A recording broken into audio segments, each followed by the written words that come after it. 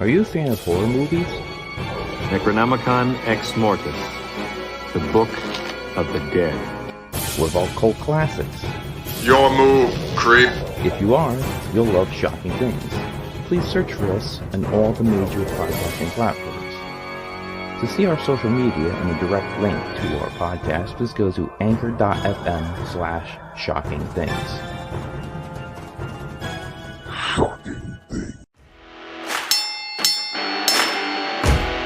Tracy Smothers, Harley Race, Tim Storm, Bushwhacker Luke, Bobby Fulton.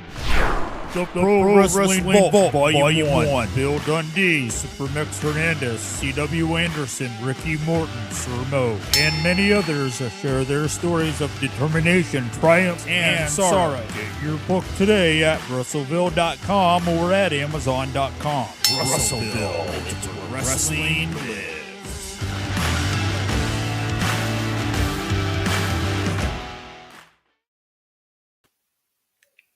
And welcome everybody to the PWZ podcast. This is the Professor Rick Del Santo, and joining me today is a very special guest, someone I've been looking forward to talking to for a very long time, Aaron Camaro. How are you, my friend? I'm good, man. Thanks for having me on the show, man. It's pretty exciting. You know, I do the Decibel Geek podcast, so we're always talking about rock and roll, but my other true love is professional wrestling. So anytime I get a chance to shoot the breeze about pro wrestling, I'm in. Let's do it. Let's talk a little bit about this Decibel Geek for a minute, because I listened to a couple episodes recently. You're a huge rock and roll fan. I work in a record store part-time. I've worked there for almost 30 years. Nice. So what kind of stuff do you talk? You cover mostly hard rock, metal, stuff like that, 80s stuff like that. Yeah, pretty much anything from the Beatles and the Stones to Zeppelin and Sabbath to Kiss and Aerosmith to Crew and, you know, Motley Crue and Guns N' Roses and Metallica and all the way up to today. You know, there's a ton of great bands out there that have the spirit of the classic rock bands that we all grew up on and love. And, you know, these bands aren't going to be around forever. Yeah. You hear guys like Paul Stanley, man, they're kind of croaking out there, but they're like 70 years old. You know, the videos came up with Bon Jovi last week sounding terrible, but the crowd, the people are still out there going nuts for it. What happens when they're really, truly 100% done? You know, so we also try to showcase up and coming bands that have the same spirit as the stuff we grew up on and love. That's awesome. I've heard a couple songs that you've played, and I was really interested. One band that I do have to mention that kicking has never really stopped, that I absolutely love, Cheap Trick. Those guys are just non-stop. They just play all the time, and that's like one of my favorite bands. I saw them prior to the pandemic. Rick Nielsen was actually sick, and they had the roadie fill in. Wow. Do you remember this? It was like at a Mohegan Sun casino, and then shortly after, the guy got sick and passed away, which was just real bizarre. Wow. Yeah, man, that's great. Man, I love Cheap Trick. They're like one of my favorites. It was really sad to hear about this. You know, Rick was sick, and yeah. Anyways, we're here to talk about professional wrestling. We can talk music as well, and that's it. So tell me when and how you got interested in professional wrestling. Oh man, when I was a little kid, man, I was wrestling crazy. Like my parents probably thought there's something wrong with this kid. Like they tell me I would sit with my grandpa and my great uncle when I was a little tiny kid, and they would hoot and holler and yell at the TV when AWA was on, and I would just laugh and laugh and laugh, you know, and have such a good time hanging out with them. My first real memory of like sitting down and seeing professional wrestling and just being like, what is this? Is watching AWA over at my Uncle Roger's house. And it was the Milwaukee Crusher against Baron Von Raschke, the old Claw Master. And being from Wisconsin, you know, everybody loved the Crusher. You know, he was the guy, he was at a big beer belly, but he was a fist fighter, you know, and his thing was he'd run up and down the Lake Michigan with a barrel of beer on his back, smoking a cigar. And then I'm going to go and I'm going to dance with the polka girls all night long. And that's how I train for my matches, you know. And I remember seeing that and just be like, what, you know, what is this? Because I liked football and I liked Kiss, the band, and rock music. And I liked comic books when I was little. And pro wrestling like kind of combined all those things, the athleticism, the characters, the action, the excitement, and it was over the top. And I loved it. Loved pro wrestling. My dad, on the other hand, man, he would never miss an opportunity to tell me, I can't believe you like that shit. You know that shit's fake, you know? And he'd say that to me all the time. And I'd be like, but I like it, but I like it. And finally, one time he said to me, and he said stuff like this all the time. He says to me, if I back the honky tonk man up into the corner and I climb up on the rope and I punch him in the face 10, match over. And I'm like, when he said that, I kind of thought about it, and I was like, okay, so there is something about, there's something to what he's saying here. But then it only made me that much more interested, because then it's like, okay, if that's what this is, how does it work? And who decides? And, and then I became like even more delved in on it, because I wanted to figure out the mystery of pro wrestling, because no matter what anybody said about it, I loved it, loved it. Yeah. Read all the magazines, couldn't miss a show. What year was that about that you discovered it? Oh, If you man, know, I because was you're young. mentioning the AWA, they had a really big peak in this, in the 70s and 80s. I'm trying to think because of some of the names you mentioned. I would say around 82, Yeah. Okay. 83, around in there. I was pretty young, Yeah. maybe not quite 10 yet, and saw it, Yeah. was like, what, and then we watched WWF on TV. Never got to go to an AWA show when I was young, but WWF back then would come to Wausau, Wisconsin, which is a smaller town, and do like B-level house shows.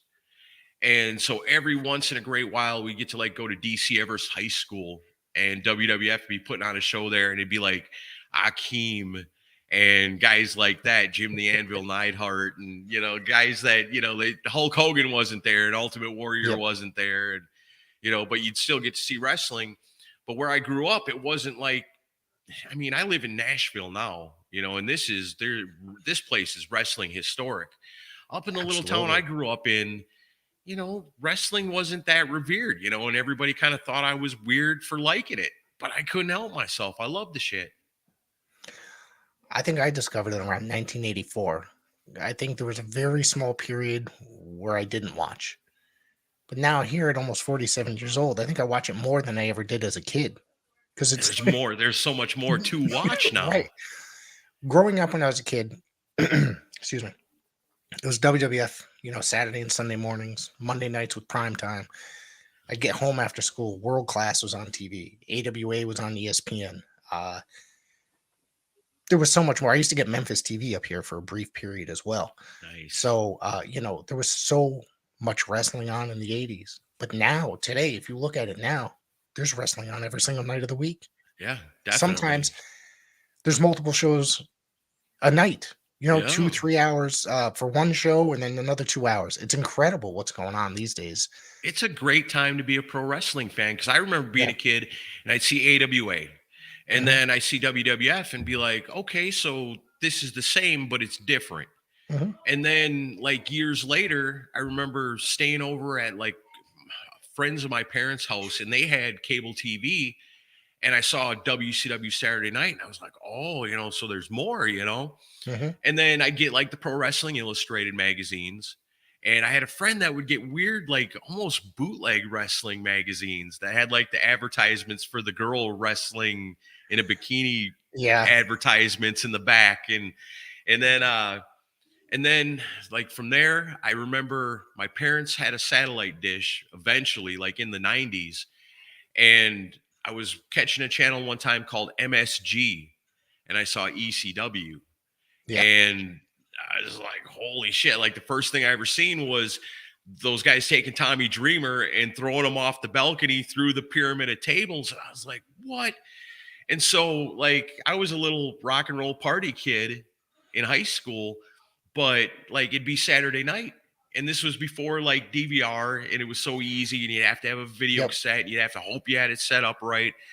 I would leave parties at like 9:00 on a Saturday night. My friends would be like, where are you going, man? We got beer, we got weed, we got girls. Like, man, I gotta go, and they'd be like, well, where are you going? And I wouldn't want to tell them, I'm going home to watch you. But how crazy I was about it. And then the Monday Night Wars, man. That's what really locked me into loving pro wrestling, was like when Hogan turned heel was such a holy shit moment, because it was like you never thought that guy would turn against the fans. And it was so intriguing at the time. It was like I was hooked. So I had a job, and I'd make sure I had Monday nights off. So I'm in my, I'm in my 20s now. Right. And I'd have Monday night off, and I'd go up to the bar around the corner from my apartment, and I'd go in and I'd throw down a 20. I'd say, give me a beer, give me a shot, give me the remote, and you can keep the change. And they go, okay. And they give me the remote, and I turn it to WCW Nitro, and I sit in the bar and drink beer and then watch wrestling. And then once Nitro was over, I'd flip over to Raw for that last part. But you could flip back and forth on the commercials and stuff. So eventually people started coming in and be like, oh, you're watching Nitro. Like, can I sit with you and watch it? I'd be like, sure, have a seat. So then it turned into more and more people. So every Monday night we're having like Nitro parties at this bar where we're doing shots every time Hogan says brother. And, I was like, man, this is amazing. There's other people here that love pro wrestling. It's funny because a lot of people do look down upon it. But now it's like during the hot streaks, like you said, the Monday Night Wars, there wasn't a lot of those people that were looking down on it. A lot of those people were, would admit that they tuned in on Mondays, whether it be Raw, whether it be Nitro or what have you. I remember here you mentioned ECW and MSG. I was working my first job at the time. I was a teenager. And we got MSG as regular channel over here, and it was on 2:00 in the morning, Saturday into Sunday. So I used to just rush home, and I'd stay up all night and watch it, And it was such a fun thing because it was different. It wasn't like you're watching the AWA 5 years earlier, 6 years earlier. You know what I mean? It wasn't. Right. It just wasn't your grandparents wrestling or your parents wrestling that they grew up on. Awesome. There was blood, barbed wire, tables, all the sorts of stuff happening that I didn't watch, on Saturday mornings growing up. It was just something different about it. And with the promos and the way they talk and the language they'd use, and the women involved, and how, WWE got Sable and Sunny. The ECW got all these women, and they're being extra sexy. This was like PG-13 rated wrestling, maybe sometimes even lingering in the R. It was a little bit. Yeah, they're definitely. I think trying to remember her name. Was it Angel? Was that her name? Francine? No, I remember her. I'm trying to. There was another one that definitely did some sort of video. Oh, so, yeah, inappropriate video. Yeah. So yeah, no, man, it was just that was a great time. But it goes in waves as well. It'll be immensely popular, then die down for a number of years, and then kick it up. And then like right now, between streaming services, cable TV, 7 days a week, there's professional wrestling. And you don't even have to, well, not that you would, but leave your house on a Saturday if you want to watch professional wrestling. Right. It's true. It's true. But the other cool part about that is people still go out and catch live shows, Yeah. And I still do. Yeah. It had been a minute since I'd done a live show, but I started working a little bit with these guys called CHW, and they run in a town here called Ashland City in Tennessee. Okay. And I've been doing some shows with them, doing some ring announcing and having some fun and interviewing and doing stuff like that. And it's cool to see people coming out. Like, they ran a show the same night as WrestleMania. And I don't know if they thought about it when they set it up, but that night I was like, geez, aren't you a little worried running up against WrestleMania where people can just stay home and watch it? No, that place was packed. They packed the place out, and it was a good show and a lot of fun. I was surprised. If I had the opportunity to go to a live show over watching, something on television, I would absolutely be there. There's always a record button or the on-demand feature. You know what I mean? Yeah. Especially if it's a local indie show. I love supporting my local indies, and that's what this podcast is mostly about. We have guys on here several times a week from our area. Tell me about how you got involved in the world of professional wrestling. Well, I guess first thing was, in the town I grew up in, there was these young guys about my age that had gotten a hold of a ring, and they were doing some stuff. And so I got hung out with them a little bit, but really didn't get involved in it because I was working at the radio station at the time. I got my foot in the door on radio. And so, I would give them free advertisement a lot of times. Be like, hey, the wrestling is going to be set up in the parking lot of the Champs restaurant, and come down and see it. It's free, and we just try to get people to come out and see it.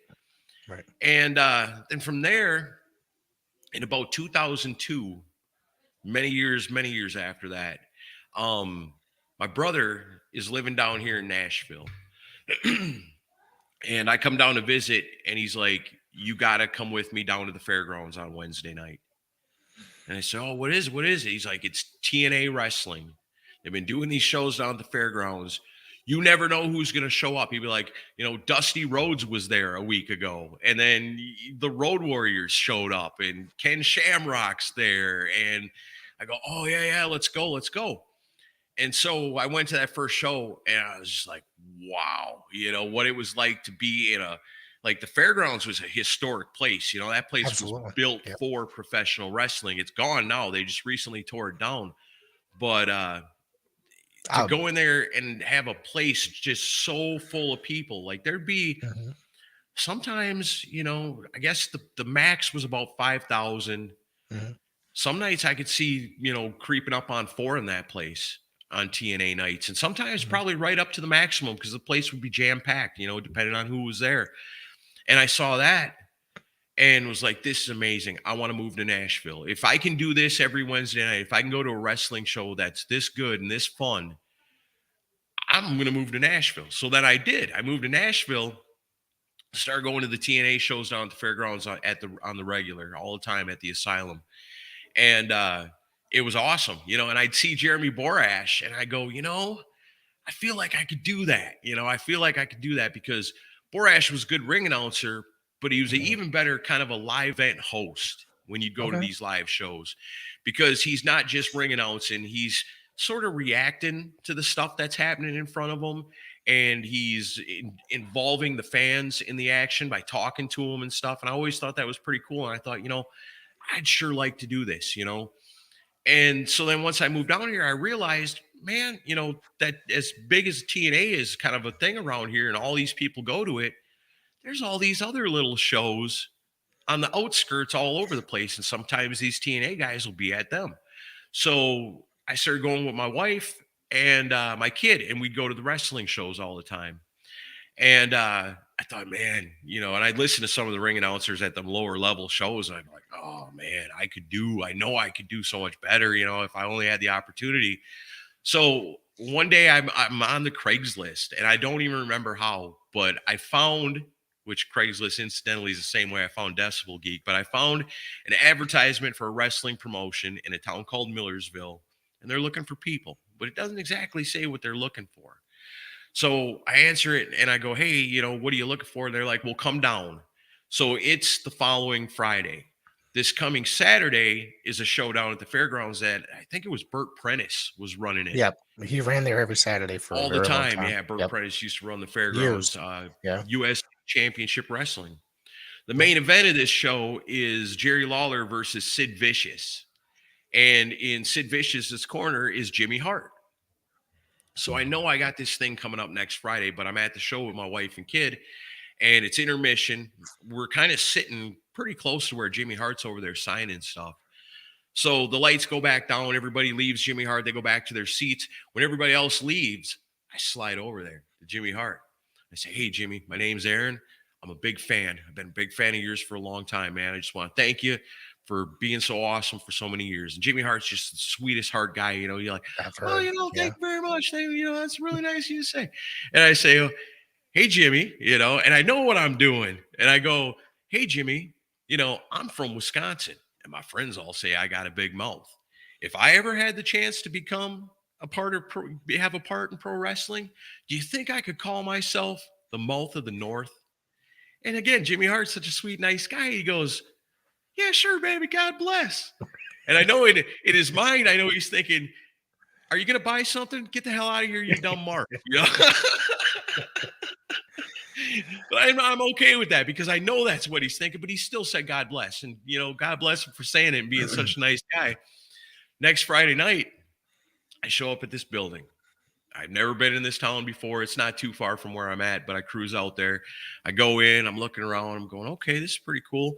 Come around the corner, and there's a ring and chairs all set up. I'm like, oh, hell yeah, you know? So then I'm kind of standing around. Eventually somebody comes out and I say, hey, my name's Aaron. I'm answering the ad, you know, want to find out what you guys need. So I sit down with 4 guys.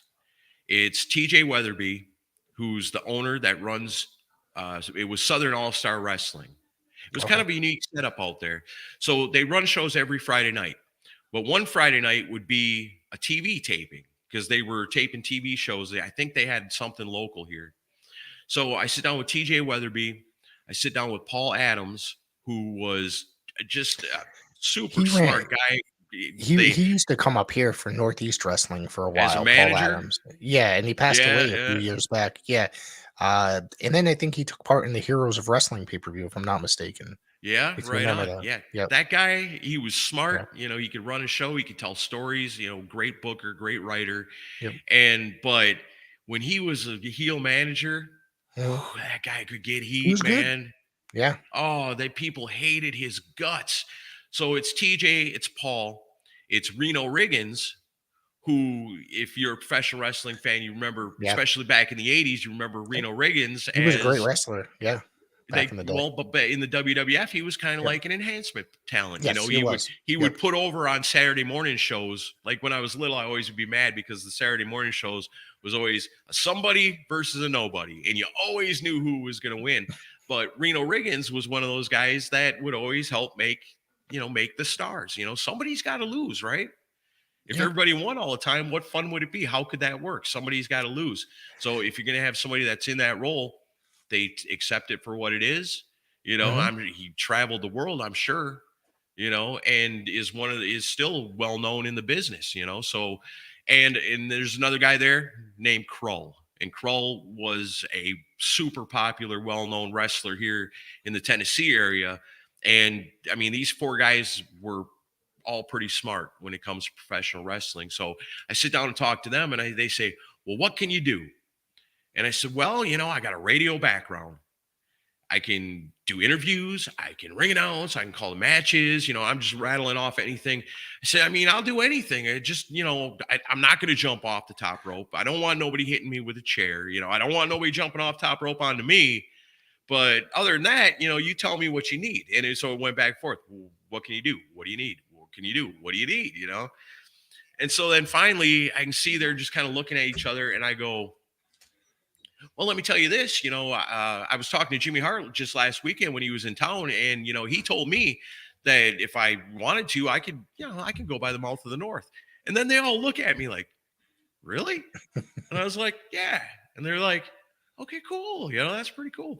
So then they go, okay, we'll hang out for a minute. We'll let you know. I said, okay. So I'm standing around. Don't see nobody. They all go backstage. I mean, they're in the ring area, and I'm watching a couple of guys work out and go, man, this is pretty cool, you know? So then the wrestlers go, and there's another dude standing in there. So I go to him. I go, hey, what are you doing here? And he says, well, I'm here. I want to be a cameraman. I said, cool, man. What'd they tell you? And he said, they told me just to hang out for a minute and they'd let me know. But that was like, you know, 40 some minutes ago. And I go, yeah, me too, you know. So I'm waiting around. Now it's creeping up on an hour, a little over an hour. I go outside and I call the wife and I said, you know, I think I'm just going to come home. You know, these guys, they just kind of left me out here. I go, you know, no, I'm going to go back in one more time. I'm going to go back in one more time and see. I came this far, you know, I got to follow it through. Let me go back in. So I go back in, and dude's still sitting in there, and I stand around for a little bit longer. But now all of a sudden people are starting to come in and take the seats. And I go, what is going on here, you know? And I go, oh, shit, there's a show here tonight. So now I'm like, dang, there's a show here tonight. I didn't even know it, you know? So now I'm looking. Where is somebody? I see Krull. He's walking up the ramp to the backstage. I run over to him. I go, hey, is this show here tonight? And he says, yeah. I said, anything I can do to help? He goes, want to ring announce? And my heart goes, yes. My brain goes, wait a minute. But I say, yeah, you bet. You know, he goes, come on, you know. So I go backstage. And I'm thinking about it. I go, okay, this is great. You know, I just volunteered myself. but I've never done it before. How hard can it be? I think about Finkel. How does Finkel do it? On his way to the ring, weighing in at these many pounds, hailing from this town, it's this guy, and just repeat. So I go backstage and I tell him, hey, I need a pen and a paper. They look at me like, pen and paper, what's that for? I said, so I know what to say. And they go, oh, you're going to do all that? And I was like, well, yeah, I mean, that's the way it's done, right? And they're like, well, yeah, sure. Here you go, pen and paper. So I started making my way around the locker room, shaking hands. Hey, my name's Aaron. I'm going to be ring announcing tonight. What's your name? Where are you from? Got any kind of cool nickname?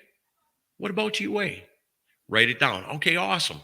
Make my way to the board later on, put the pieces together with everybody I introduced to. Anybody on the board that I didn't find, I go find them, get the information, go out, ring announce the show.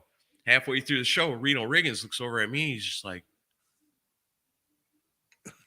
I was like, okay, cool. So I'm not dressed for it. I didn't think nothing of it. I didn't know I was going to be doing it that night. I just kind of threw into it. After the show, they come to me and they got a white envelope. And I go, well, what's this? And they go, well, that's your pay. Can you come back next week? And I was like, yeah, it was like awesome. At that time, I mean, I wasn't expecting to get paid for it. I was having so much fun and kind of living a dream a little bit, getting to do something that I've always wanted to do. Yeah, you damn right. I'll be back next week. So it just went from there. I started out as the ring announcer.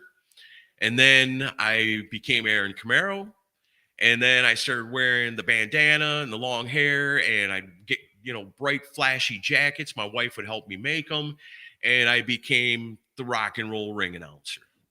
And so I took a little bit of Paul Stanley, David Lee Roth, Dee Snider, and mixed it with Dave Penzer and, Howard Finkel and guys like that, and figured out a way to combine them and then have fun with it. And so I would tell jokes, I'd crack people up, I'd just have a good time with it and just be good, and be loud and really boisterous and use my voice to, really make it seem like this is the most important thing that you could possibly be seeing right now. And it worked out pretty good for me. It worked out really good for a while. And it came to a point where they came to me, and anybody that's ever been involved in professional wrestling will know this is the phrase you never want to hear because shit's about to go south. Dude comes to me and goes, hey, Camaro, because you're doing an awesome job ring announcing. I said, thank you. He goes, we're doing this TV show, but we're taking this thing to the next level. Now, over the years, when somebody comes to me and says, we're taking this thing to the next level, I go, shit. That's the red flag that always comes up. This was the first time. We're taking it to the next level. I go, okay. I don't know what that means. Okay. He goes, are you with us? And I said, oh, yeah, you bet I'm with you. Next level, let's do it. I'm thinking, real TV. And he goes, okay, great. Here's what I need you to do. I need you to find you a black suit jacket, a black pair of pants, white button-up shirt, black tie. Lose the beard, shave that shit off, cut your hair, and come back next week and be a real ring announcer. I was like, what? No. I was like, okay.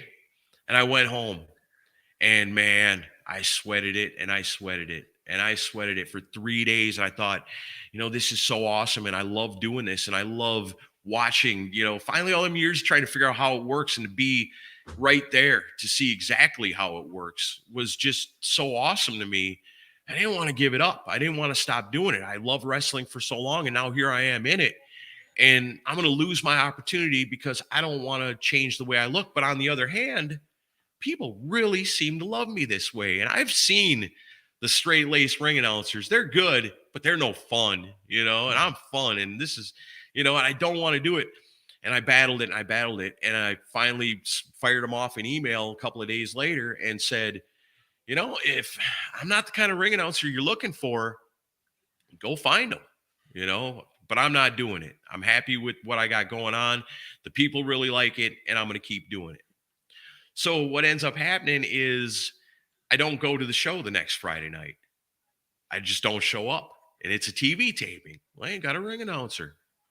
That's pretty bold. So I didn't get no response to the email. I just didn't show then at that point because I told them, okay, go find what you're looking for. If I ain't it, that's fine. Right. So TJ Weatherby calls me up and he goes, hey, TJ is outside of the whole TV taping. He just runs the promotion and the building, and he runs on the off Friday nights when it's more local young guys, up and comers, no big names on his shows. Right. He goes, where were you Friday night? And I told him what happened. And he goes, well, I mean, that ain't got nothing to do with me. Do you want to still come out and do, the other Friday nights? And I was like, yeah, sure. So eventually Mr. Take It to the Next Level comes back on an opposite Friday night and says, where have you been? And I said, well, I sent you the email. You wanted me to change everything about myself, and I didn't want to do it. So, that was the end of that. And he goes, but why are you here? Why are you here? And I said, well, I'm ring announcing tonight. And he goes, and he was so confused. He's like, but this is the lame show. He goes, this is the local guys. This isn't the TV taping. And I said, that may be true. I said, but TJ and his opposite Friday nights of your TV tapings, they like me just the way I am. And I'm happy to do these shows because I'd still rather be a part of it than, do what you're asking me to do. And then all of a sudden it was like, oh no, so-and-so told me to say that. And so I'd go to so-and-so and then so-and-so be like, no, they told me. And this guy, Jarrett was the one that said that. I talked Jarrett years later. He's like, no, man, I love you the way you are. I said, okay, cool. I always wondered about that. But then what opened up then was I did a little outlaw show out in Laverne, Tennessee, which was a lot of fun some nights. One night I was in there. They had 3 people in the crowd. Damn. I walk out with the microphone. I'm like, welcome to the show. Like, what? 3 people. I turn off the microphone. I go over and stand by them. We're like, well, you guys are in for a really great show tonight. It's all going to happen right over in your vicinity. So you guys got it good. Hey, why don't you sit up here in the front? No problem. But did that for a while.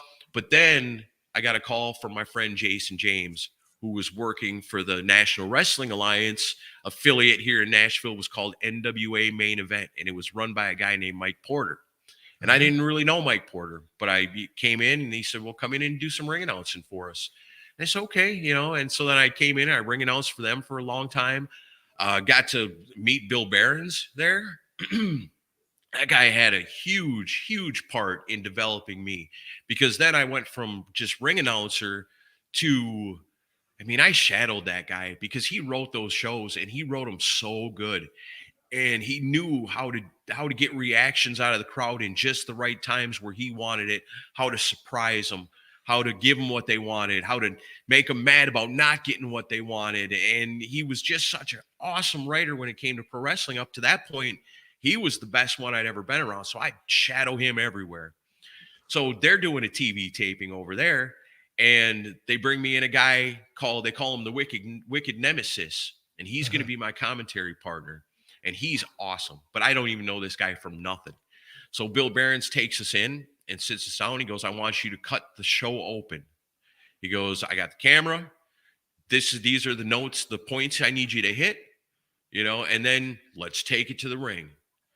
And for not knowing any of these guys ever, we nailed it in one take.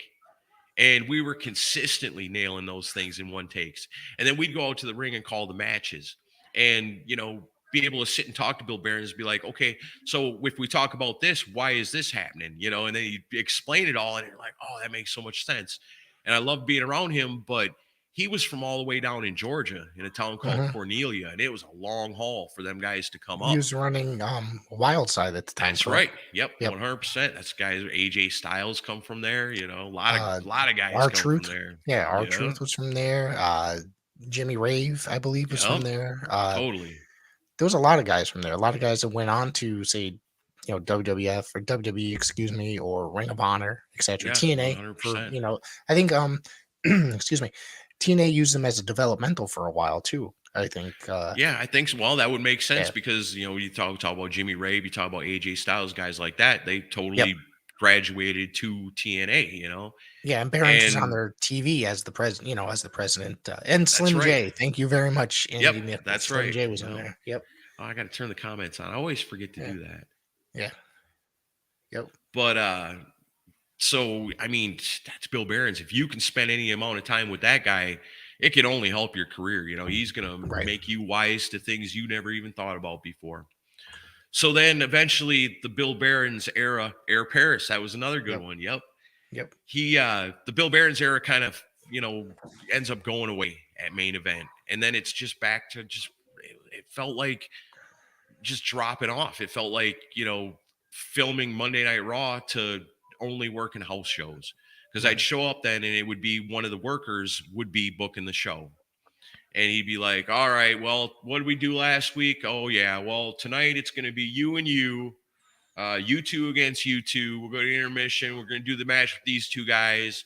And then me and my buddies over here, we're going to be main event, and we're going to really rock the place. And have no care about nothing else about the show. And it's like, man, to go from working with Bill Behrens to that, it really sucked. It really sucked. Something you could look past before after going through that experience with Bill, you just couldn't overlook it, So I'd go to Mike Porter and I'd say, man, this sucks. It sucks. Look at the crowd. It's dwindling. Let me do it. And he'd be like, you don't have any experience writing a show. I said, I don't care.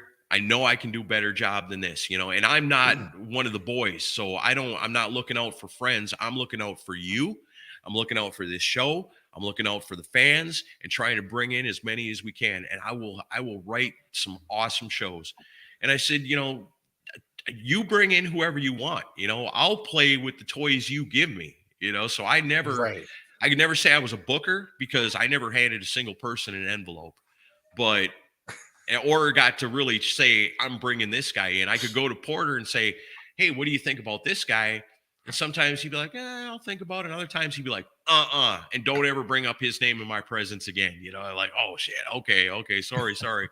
But I was given the pieces and then had to make it something. And we did, the crew of guys that I had at that time, guys like Drew Haskins, guys like Jason Nesmith, the Stephen Green, Dyron Flynn. I mean, there were so many good guys at that time. Kevin Weatherby was a part of that. I mean, the list could go on and on. Seven, man, one of my favorite people to work with.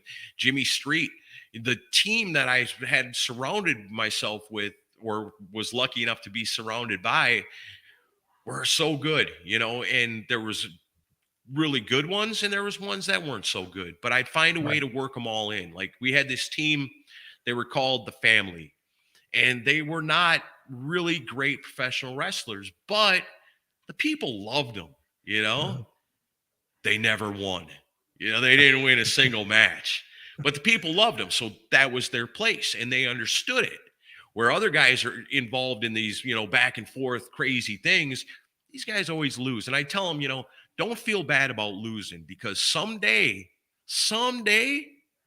you're going to win and it's going to blow the roof off this freaking place. And I saved it forever.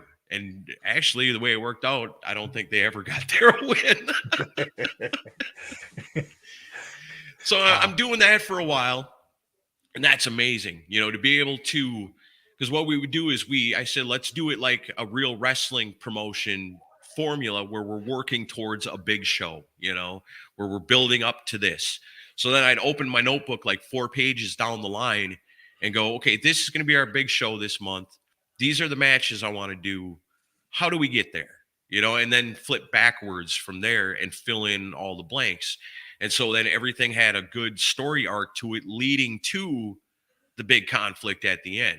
Same formula, WCW, AWA, WWE, WWF have done it for years. It's simple. And, cut promos and do all the things I know are going to work, and should work if you care enough to take the time to really try to do it. And you got a good crew around you that's willing to work with you. Because I tell you, when it comes to workers, if they're getting paid halfway decent and you're giving them something good to work with, something they really sink their teeth into, they're going to show up. I always hear promoters go, yeah, you try to build storylines, but then, guys don't show up. Man, I hardly never, ever had anybody not show up that was working through one of the storylines we were laying out because everybody was so excited about it because there's twists and turns and surprises. And sometimes some of the younger guys would come to me and go like, so you want me to say this tonight? I said, do your own thing, but just make sure you slip this line in there. I need you to at least mention it. But what does it mean? That doesn't make any sense. And I'd be like, trust me, I need you to do it. But with some of them young guys, you wouldn't want to lay out the whole thing to them because they go back, tell their little girlfriend in the crowd.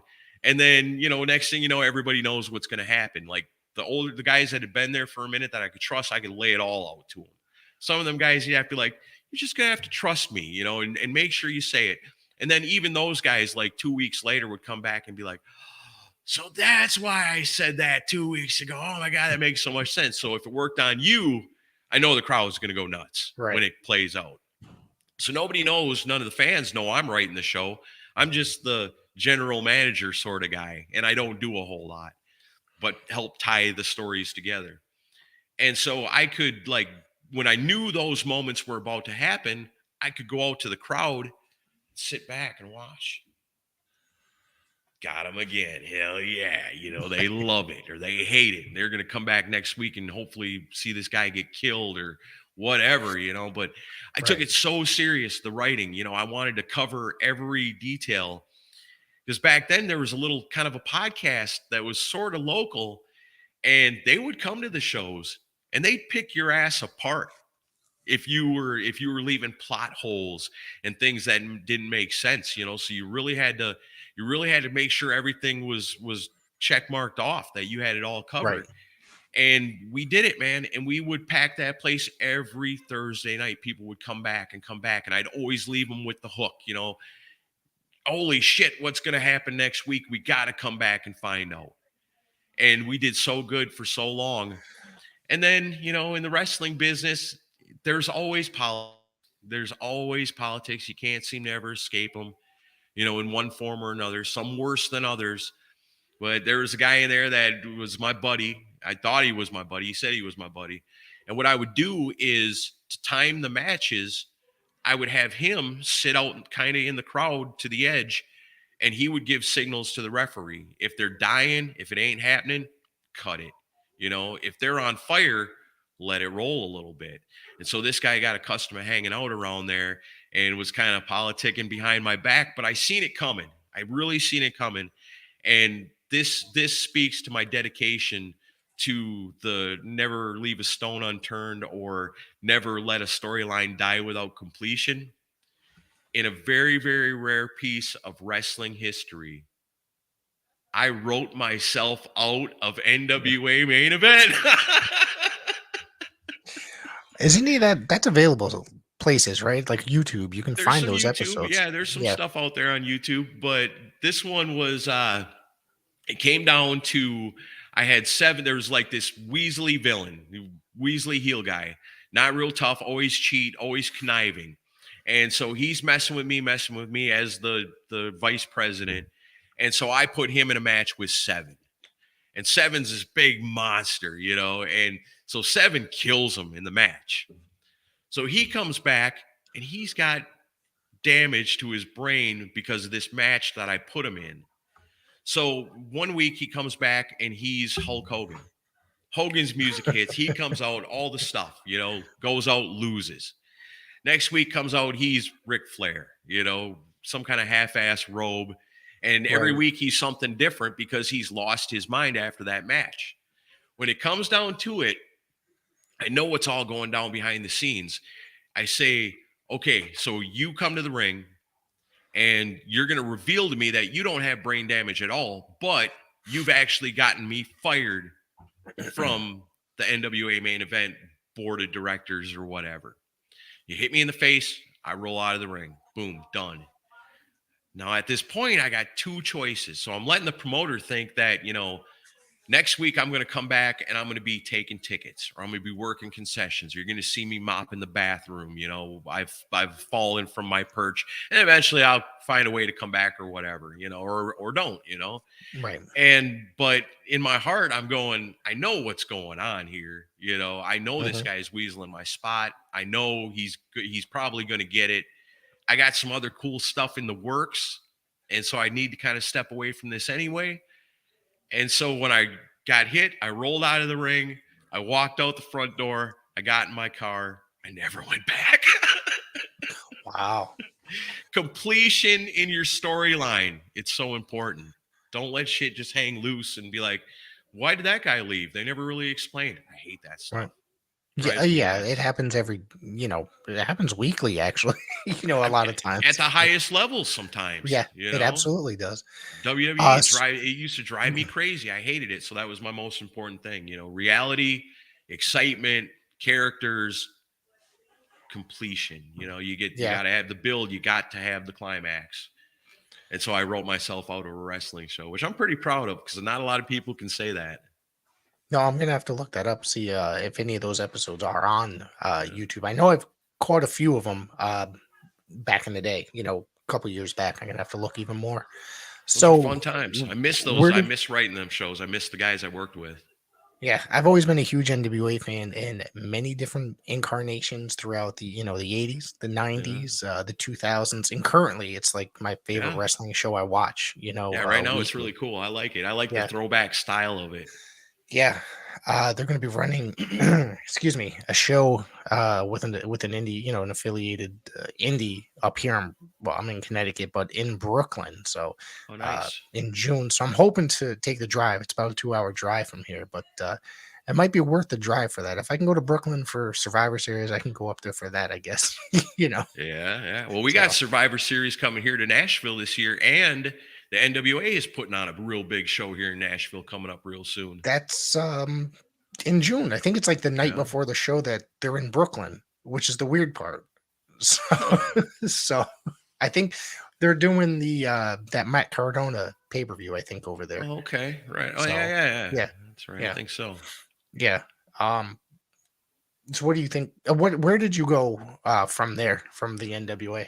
All right. So this was the real writing on the wall for me here so I'm working for Porter, loving it, and writing the shows and getting such satisfaction on it and feeling like an artist that's creating masterpieces on a weekly basis with all my awesome friends that are all pitching in on it. And they come to me and I go, hey, I want to let you know, I'm going to be working this other show for this other promotion on this Saturday night coming up like a month from now. I just want to give you plenty of heads up. We don't run on Saturday nights, so it doesn't interfere with what we're doing here, but they're running a showdown at the fairgrounds, the historic fairgrounds where I would go see TNA, where I would see Jeremy Borash, where I would say, someday I'm going to work a show here. Someday, I swear I will. I get the call from my friend Marcus and a guy named Hammerjack. And they're putting together a show that's going to be tribute to the fairgrounds. Because even way back, I'm thinking, I don't have the dates in front of me. Like 2009, 10, around in there, maybe. Crossfire Wrestling is what I'm talking about. Okay. And they were doing the tribute to the fairgrounds show first. And I was the first guy they contacted. And they said, you're the guy. You got to host the show. You got to ring announce all that. Do interviews, whatever. I said, cool, man, I'm in. I want to work at the fairgrounds. So at the time, I was thinking it was like a one-time deal. And they said, well, maybe it could turn into more. And man, we did that show at the fairgrounds and it felt like TNA. It felt like the Asylum days because there were a lot of people there for it. And they had some big stars and it was great. And then they did tribute to the fairgrounds too. And then eventually these shows turn into Crossfire Wrestling. And now I'm working with guys like Matt Hardy, sitting backstage and listening to him talk about wrestling and how he's laying stuff out. And Matt Hardy's a smart dude, He could run a promotion. If I was going to have somebody writing my show for me, I'd probably want Matt Hardy doing it based on all the stuff that I've done over the years. Times where they're doing promos in the back room. You got Shane Douglas in there with Jerry Lynn. Incredible guy, And Shane Douglas. Yeah. and they He was- got Paul Burchill cutting oh a wow. promo. Yeah. And Yeah. I'm in the room and I'm standing back. I'm on the wall. I'm not saying a word. I'm silent, but I'm watching all this, soaking it in, and I'm loving it.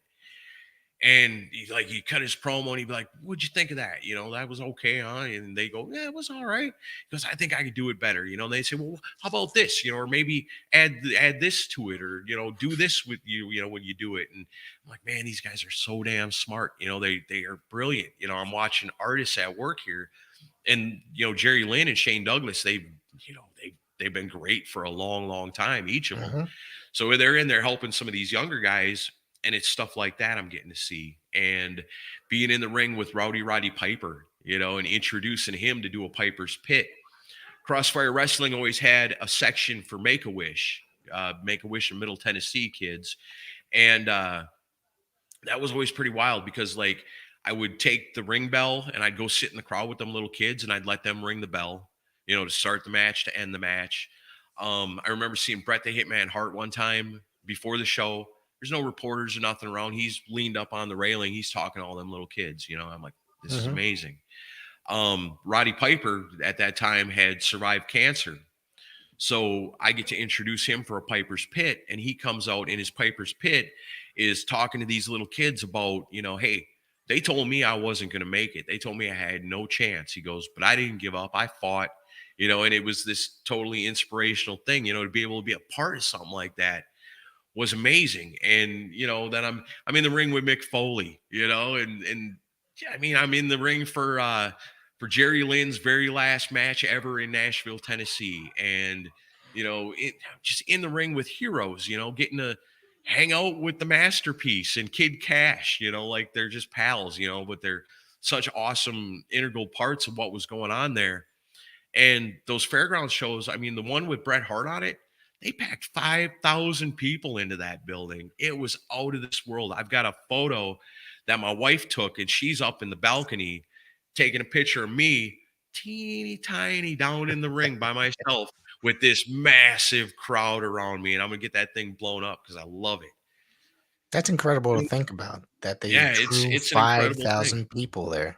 Yeah, and all there for wrestling, and I got them in the palm of my hand, we're having a good time and everybody's loving it. So it was a thrill, and it was awesome, and I'm always grateful to Marcus for giving me the opportunity to fulfill the goal that I'd set for myself when I first came to Nashville and first saw the TNA shows down at the fairgrounds. Like, I'm going to do that someday. I'm going to be in that ring in this building, and it's going to be packed out, and I could see it in my mind. And then eventually, those days would come. And that was another one, man. That was Crossfire, man. They were so good, and we're filming everything, and I'm doing interviews. One of my favorite things I ever got to do was a backstage segment between Chris Adonis, which people knew him as the Masterpiece, and Jimmy Vegas.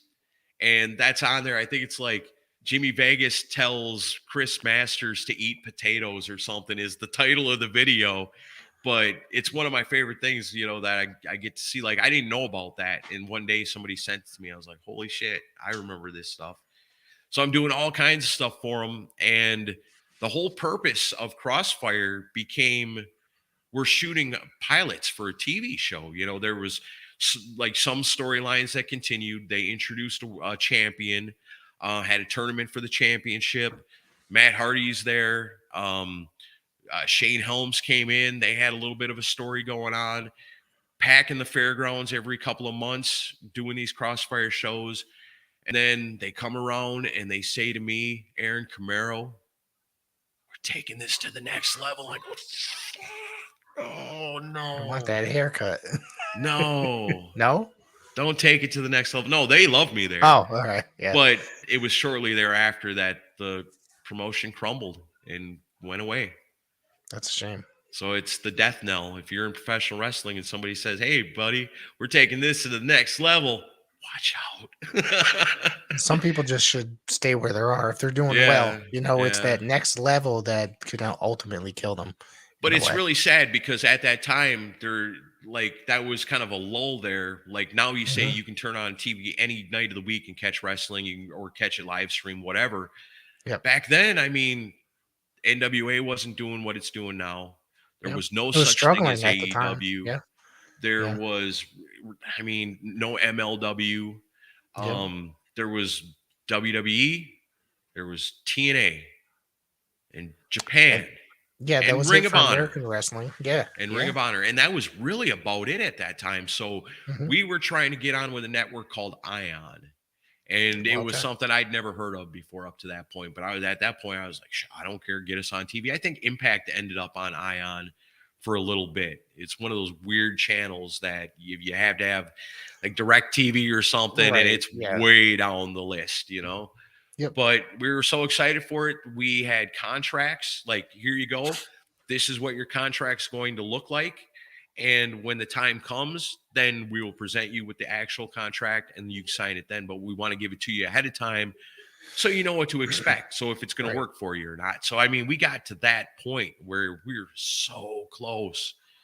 And then it's gone. Yeah, Still it's breaks my heart. unfortunate. It happens a lot in professional wrestling. Yeah. You know, It's not Every- easy, man. No. It is not easy to do it. If you think, you know, hey, I think I'm going to start a pro wrestling company, you better have a lot of money to throw away, Mhm. to say goodbye to, because you're going to lose it before you ever really get something going, because it takes time and it takes the right people. And one little thing out of place can topple the whole thing. You know, it's really there's nothing like pro wrestling as far as an industry goes. You take out the entertainment side of it, you look at it as an industry, there's nothing else out there like it. I Mhm. mean, nothing runs the way a professional wrestling company does. It's so weird and foreign, but yet that's kind of what makes it exciting to work in the pro wrestling business, is the unpredictability of it, the fact that it takes special people to really be able to do it, you know, whether it's an entertainer in the ring, a ring announcer, a cameraman, you know, writing the show, whatever, you know, it takes very unique people, unique minded people to even survive it, you know, because it's such a strange atmosphere sometimes. But I mean, if you can do it, God bless you, because it ain't easy. Earlier, you mentioned Jerry Jarrett. Now, you did work with him, correct? Jerry Jarrett, over Yeah. the years, I've worked several shows with him, a lot of them where he's making appearances. I got to Okay. the best time I ever spent with Jerry Jarrett was he was doing a seminar Okay. at the NWA main event building. And I was like, you need help? I'll volunteer. You know, you need somebody to hold the microphone while these guys, you're teaching them how to cut promos properly. I'll do that. You know, I'll totally be here. So I took a Saturday and spent it hanging out with Jerry Jarrett. And, you know, he was a guy that he made me feel appreciated all the time. He really liked what I could do. Like that day, like he's trying to get dude to cut the promo and it's just not working out. And so I'm like feeding him lines, you know, as the interviewer. So it'd be like, so, you know, so-and-so said this about your woman. That must make you really mad, huh? And I'd put the microphone from him. He'd like, yep, real mad.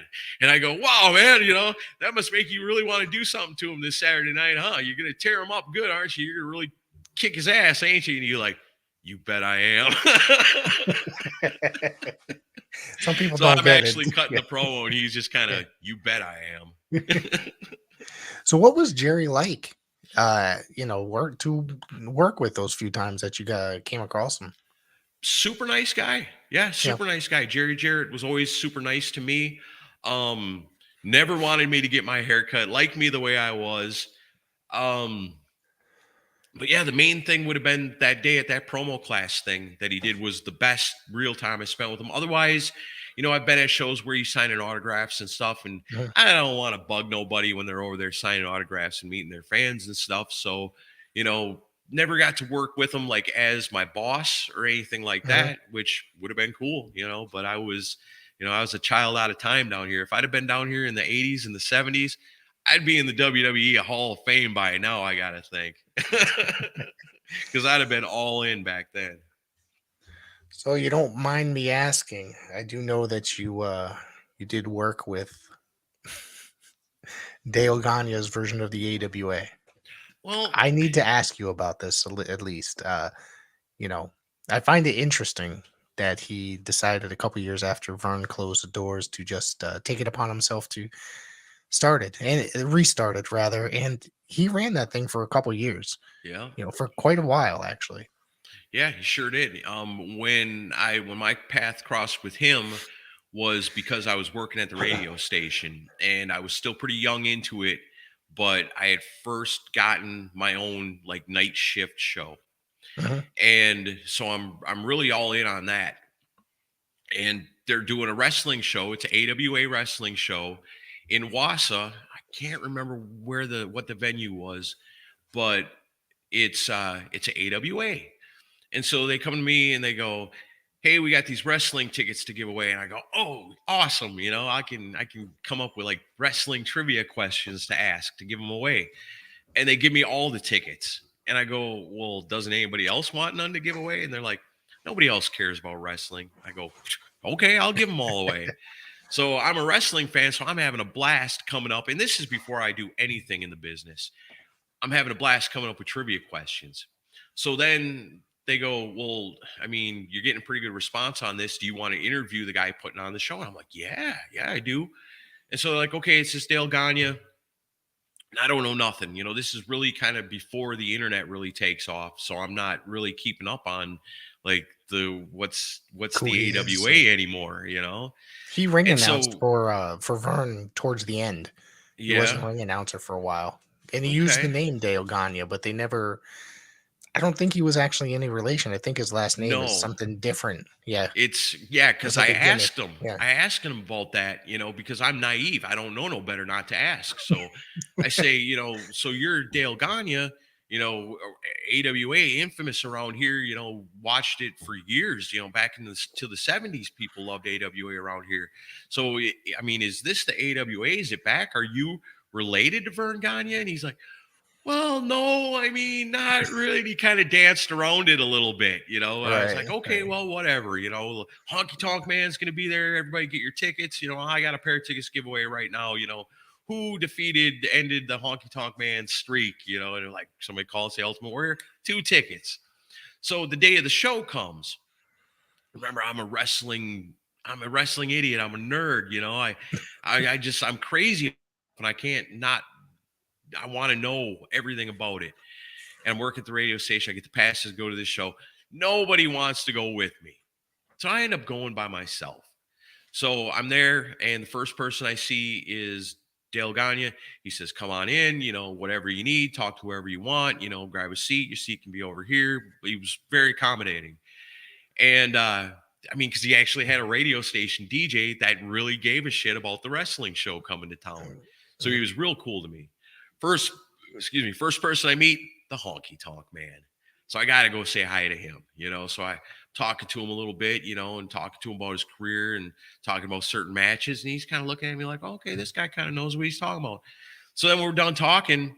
I got one of those little WrestleMania trading cards with him on it. And I go, "Would you sign my card?" And he goes, "So how much do you suppose that card becomes worth once I sign it?"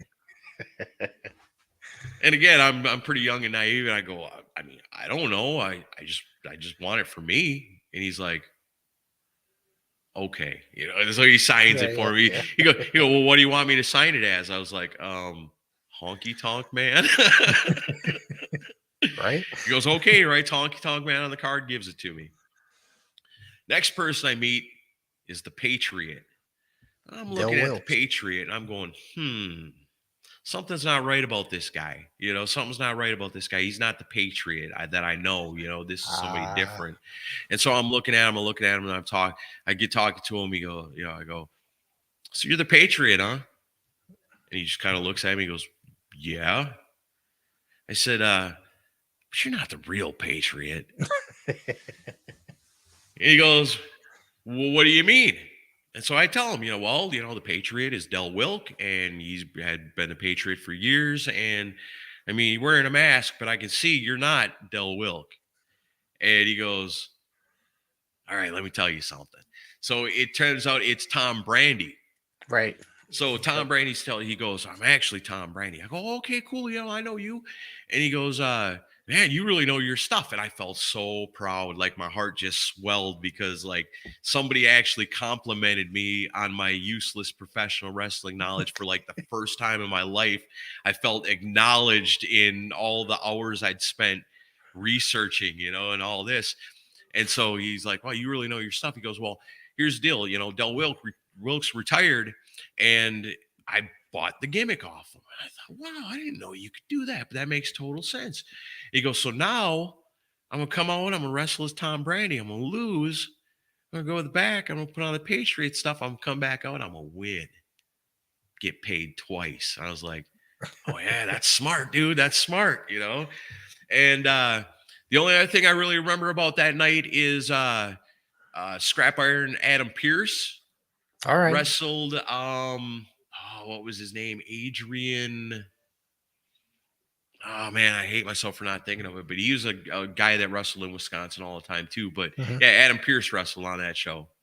And at the time, I was like, I didn't know who he was. But I thought, well, this guy's pretty good. I like him. I'll have to look up more about Adam Pearce. Young, right? At the time. He was a young kid. Well, I don't know about kid, but maybe about my age, I guess. Future NWA champion at that time. So, yeah. Yeah. Right. Yeah. It's funny that on Raw now. Yeah, now he's on Raw just about every week now. Yeah. Man, nothing makes me happier than seeing people I know on the major TV shows. And to me, it's always referees. It's every time I see Rudy Charles to me, Dan Engler in the WWE. I mean, he's wrestled some of the top matches ever, WrestleMania matches and stuff, but that was my buddy. I used to always work wrestling shows with him here in Nashville, and we'd have so much fun hanging out together. And then he went on, and I'm always so happy and proud to see him. When I see Mike Posey reffing matches for AEW and stuff, it makes me smile because, I mean, these are guys that I used to pal around with all the time. I see guys like Cedric Alexander. I walked into one of these outlaw wrestling shows one night to make a few extra bucks and have some fun. And Cedric Alexander, what the hell are you doing here? And he's like, well, just passing through. So I took the booking. I was like, wow, okay. You're way out of place here, but careful out there. Have fun. It's funny you said that. Now it's like same thing happens around here. Yeah. It's, one day, you remember when WWE had that TV show 205 Live, right? Yeah. It was on the network. So one day, probably a week prior, Chris Bay made an appearance on there, right? Mm-hmm. Next week, he's at a local indie. And then all of a sudden, I sit there. I was like, hey, man, I saw your match on, his tryout match, basically. And I was like, hey, it's like, you did real good. He goes, oh, that's great. But my tryout for Impact is actually airing tonight. So that's where he ended up signing. So it was kind of cool. He just and the room literally fits less than 70 people, maybe 50 people. So, it was real cool that he came through town, a room that small, They used to run shows here. Tony Falk ran shows here. It was called USWO. And I remember they ran at the Stadium Inn. Yeah. Which was the craziest place to have wrestling because it was, anybody that's here ain't going to fault me for saying it. It was a kind of a crack hotel. And, it wouldn't be surprising to see hookers out in the parking lot and stuff, and so you'd walk into this place and it's this dirty, rundown old hotel, and you'd go down into the basement, and that's where the wrestling show was at. So at first, we'd go down there as fans. They had a bar set up in there. So you'd be you're playing this old country music and these old people sitting at the bar. But then in the next room, there's a wrestling show going on. But the ceiling is so short, not tall in there. They gotta cut the ring off at the knees. So it's a half of a foot step to get into the ring. And we'd see Chuck Taylor had a run down there where he was there all the time. And so it's kind of cool to know that, you see these guys on TV, you think they're big stars. Well, they wrestle at places like the Stadium Inn too, and wrestled shows in front of 5 people, I'm sure, and there's any way you're going to make it there. Odds are, if you're taking the route that most people take, you're going to have nights like that. It always makes me smile. On my way into town, I drive Dickerson Road sometimes, and I drive past the Congress Inn. And the Congress Inn is famous from Stone Cold Steve Austin's book, where he talked about when he worked for Jerry Jarrett here in Nashville, wasn't making no money. He'd be at the Congress Inn because it was the cheapest hotel, eating raw potatoes to survive, just to be able to be a part of the business. And it's cool to drive past that place and go, Yeah, there's Steve Austin's old place. He'd be in there eating raw potatoes, trying to make a living to make it in the wrestling business. The building still stands, and he surpassed everything that he ever thought he could ever dream to do while he's sitting in this dumpy old hotel right here. So I love And stuff like that. he just worked a match, his first match in what, 19 years? Yeah. Probably one of the best matches of the night, believe it or not. Yeah. Most I was exciting anyway. Maybe not the yeah, most proficient, but it was probably the most exciting. yeah. Well, I was actually surprised that he actually was able to pull the whole thing off, Yeah. and that knowing the injuries that he had to his neck and knees, etc., he actually took some good bumps, Yeah, he did. and it was pretty surprising. It was pretty cool, man. I love Stone Yeah. Cold Steve Austin. I Yeah. love it. Back in the I day, like he came out of nowhere and yeah. became like the biggest sensation in professional wrestling just based on being a total badass, and not Mhm, taking shit off of nobody. And, the intermingling in with Vince McMahon on it, it was mhm. perfect. It was, yeah, you had to have something damn good to stand up to the NWO and what they were doing on Nitro, and they found it with Stone Cold after everybody else wrote them off. It's amazing. I remember seeing him in USWA when he made his Mhm. debut.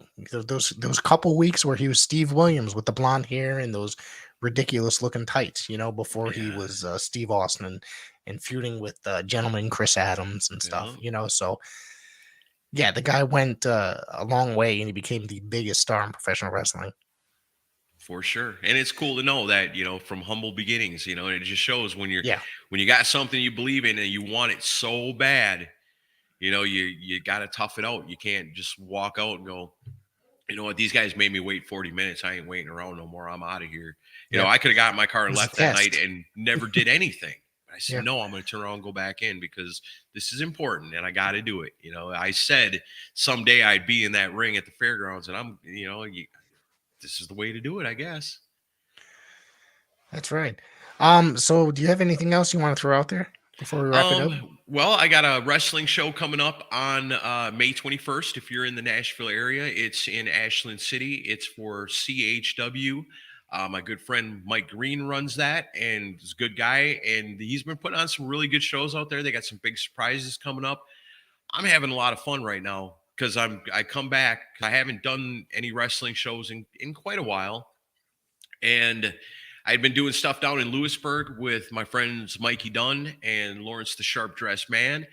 And I always have a blast down there. But so recently, I hadn't done nothing since New Year's Eve on 2019. I made my in-ring debut and we lost. And then the pandemic hit. And then it was, I feel somehow responsible. So it's been 2 years since I've done anything. And so I come Right. back and it's like these young kids and I go out and do what I do, and I Mhm. know that not all independent wrestlers do it like I do it. I really try to, my job is I get over by getting them over before they even get to the ring. And if I can do that, then I'm doing something good. And it's fun to see these young kids be like, nobody's ever announced me like that before. And I'm like, well, man, that's what I do, And they go, you're so good at this. Have you been doing it for a while? Yeah, I've been doing it for a while, and I had a laugh because this one guy, two brothers, and one's like, "Man, you're really good at this," and the brother Elvis was like, "Don't you know who that is? That's Aaron Camaro. He's been doing this for like 15 years. He's been in the ring with Bret Hart. He's been in the ring with Roddy Piper. He's announced all these mega star guys, and it makes me feel good because it's like, wow, I'm a veteran now. These young kids want to Right. sit around and hear my stories, and the things that I've seen and done. And it's kind of a trip to come out on the other side of that as, elder statesman of the scene now, where these young kids kind of look at you like, wow, it's Aaron Camaro. I can't believe it. I seen him at the fairgrounds when I was 10 years old. No, it's kind of awesome to think about, because Yeah. at one time you were on the other side. You know what I mean? As a Well, fan. I'll leave you with one of my favorite wrestling stories, and Absolutely. it comes full circle because recently I worked a show with a young man that I remembered from a long time ago. So one night I'm at NWA main event and everything's laid out. We're good to go. The show's getting ready to start. We got a little time. People are still coming in. I'm back at the bell ringers table where they're playing the music and stuff, and I'm talking to them, and this little kid comes up to me and he kind of tugs on my arm a little bit and goes, "Mr. Camaro, can I ask you a question?" And I say, "Sure, kid, what's up? Ask me anything." And he goes, "Well, when I'm sitting at ringside, I see the wrestlers and they're talking to each other." And then my brain goes, "Oh, shit. Oh, no, don't ask me this." So I grab the kid and I shuffle him off to the side by ourselves. And I say, "Listen, I'm going to tell you something. And I'm going to let you in on the biggest secret in professional wrestling. But you can't tell anybody.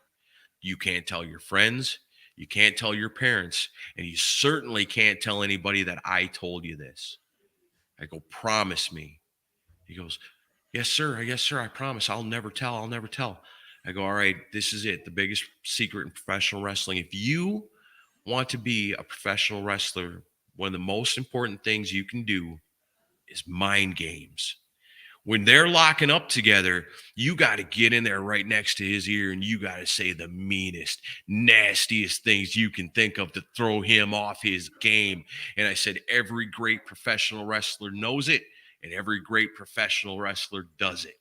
And he gets this big old smile on his face. He goes, "Thank you, Mr. Camaro. That makes so much sense. Thank you so much." And he ran back to his seat and enjoyed the shit out of the show. And today, that kid is a professional wrestler. That's And awesome. it gave me a thrill to see him at the show actually working a couple of weeks ago. And you know what? That kid is over, man. They call him Austin Hall. He's a Okay. little underdog guy, and he is over as hell because he knows how to get in there and say the meanest, nastiest things to his opponent. But it's true. It's cool. He grew up and he's a wrestler now. I love that. That's awesome. That's awesome. I told that story in the locker room that night, and as I'm getting to the end of the story that reveals it all, those guys, the workers, they're looking at me like they're going to fucking kill me because they think I'm about to reveal something to a kid. And I was like, no, I would never do that, Right. That's hilarious.